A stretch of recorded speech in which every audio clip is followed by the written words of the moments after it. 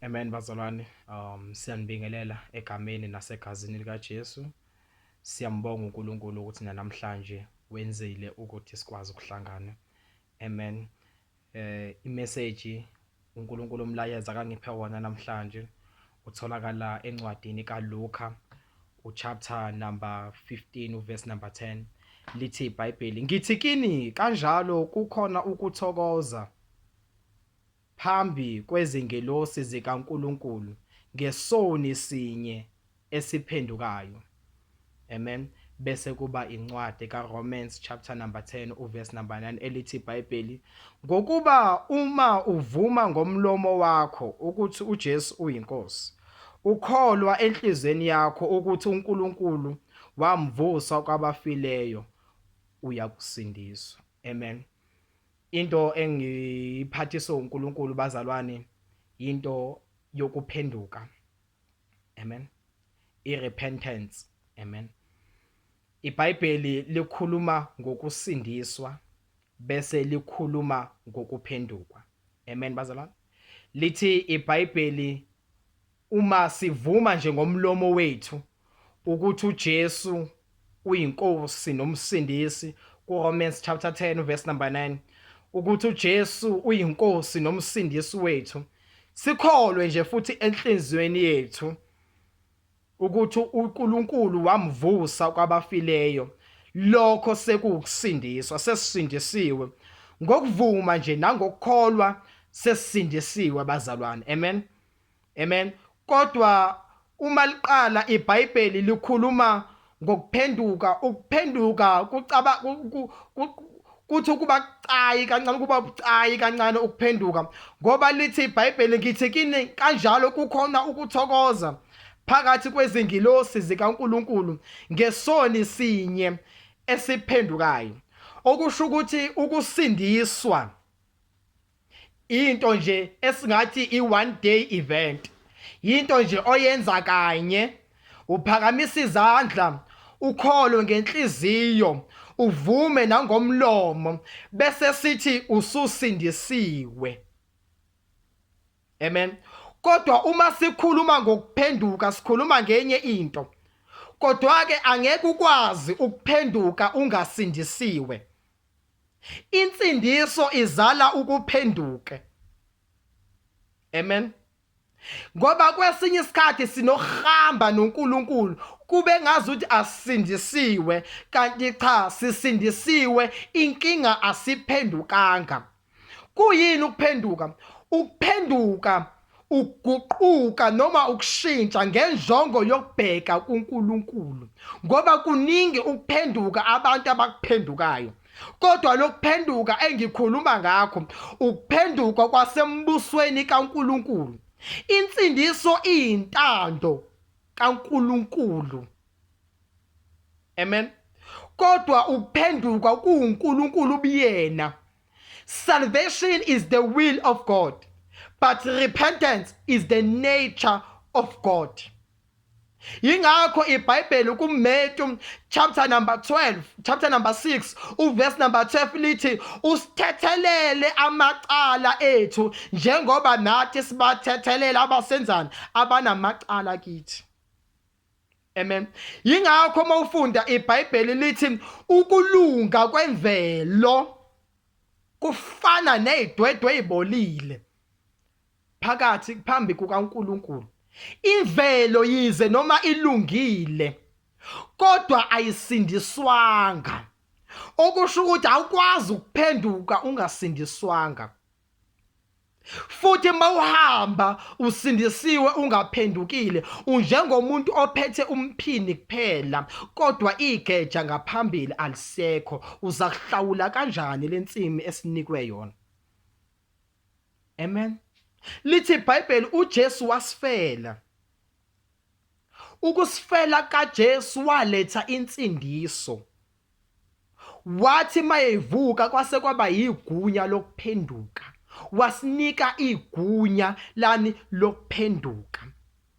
Lithi iBhayibheli uma sifunda encwadini kaJohn chapter number 1 uverse number 12 lithi iBhayibheli kepha bonke abamamkelayo wabapha amandla okuba babe ngabantwana bakaNkuluNkulu laba abakholwa egameni lakhe. uNkulunkulu wabanika amandla. Uma umamkela uyasindiswa. Ukusindiswa ukumamkela nokukholwa kuye ukusindiswa. Amen bazalwane. Kodwa amandla kuba ngamandla wokuphenduka. Kusho ukuthi uyasindiswa bese uthatha amandla wokuphenduka. Ngoba ukuphenduka yikho okusigcina sisebudlelwaneni noNkulunkulu. Ngoba uyakwazi ukuthi usindiswe kodwa buphele ubudlelwane noNkulunkulu ngoba usuwonile phambi kukaNkulunkulu. Amen. Singakhohlwa insindiso izala ukuphenduka. Uma usindiswa usengaphakamisa izandla zakho uyiphakamise unogwayi ekhukhwini. Uthi ngiyamamkela uJesu njengenkosi nomsindisi wami. Usindisiwe kodwa still uyabhema. Kodwa mawusuphenduka uthi njengoba sengimamkelile uJesu angihambe kahle ngiqonde logwayi osekhukhwini ukhipha ugwayi ekhukhwini ubuke utshelo uthi mina nawe lokho besisikuhlanganisile sekuphelile. Amen. Uma umuntu ephenduka unjengomuntu othi ehlatshwa isipikile onyaweni bese eyakhala ehlale phansi. Sifike thina abashumayeli bezu simbhandishe ngebhandishi sihline isilonda la kahlatshwe khona isipikile sikhiphe irust nokurusa kwaso isipikile ahlale phansi boma 3 weeks engakwazi ukuhamba kahle bese yaphola umuntu ke loyo osithi usindiswe wase waphenduka. Kodwa umuntu ongaphendukile umuntu ohlatshwa isipikile bese evala isilonda. Oh my God.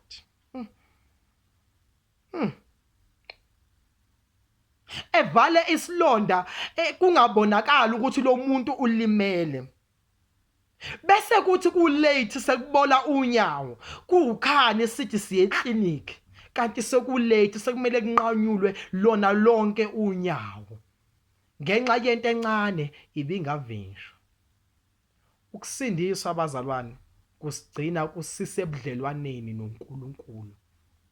Uyadinga ukuthi noma ukholwa kodwa uyadinga ukuphenduka. Lithi iBhayibheli uma ubheka umhlaba njengamanje sonke sihlaselwe izifo ezahlukene. Kodwa lithi iBhayibheli uma ufunda ku 2 Chronicles chapter number 7 uverse number 14 uma ngabe abantu bami ababizwa ngegama lami beyithoba bephenduka phambi kwami. Alisho nje kuphela ukuthi besindiswa ngoba liyazi iBhayibheli ukuthi sake sabizwa ngegama likaNkulunkulu ukusho sesindisiwe vele.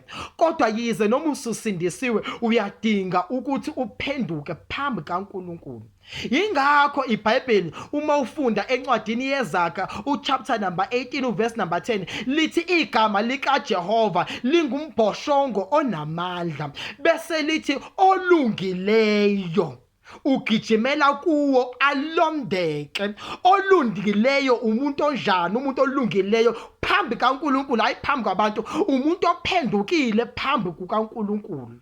Sithi ulungile ngoba nakho sukuphendukile okusho ukuthi mangathiwa siyalibhala ngenye indlela leli verse bezothi igama likaNkulunkulu lingumbhoshongo onamandla olungileyo waphenduka phambi kaNkulunkulu ugijimela kuwo lo mbhoshongo bese ethola ini ukulondeka. Ngoba lithi iBhayibheli uma ufunda incwadi uye ufunda incwadi yabahluleli isahluko ses9 lithi iBhayibheli ngolunye usuku wakathi esebavukela evukela abantu baseShekemu, lithi iBhayibheli uma ifika babalekela embhoshongweni, kodwa wakwazi ukubabulala noma bekhona embhoshongweni ngoba babengaphendukanga.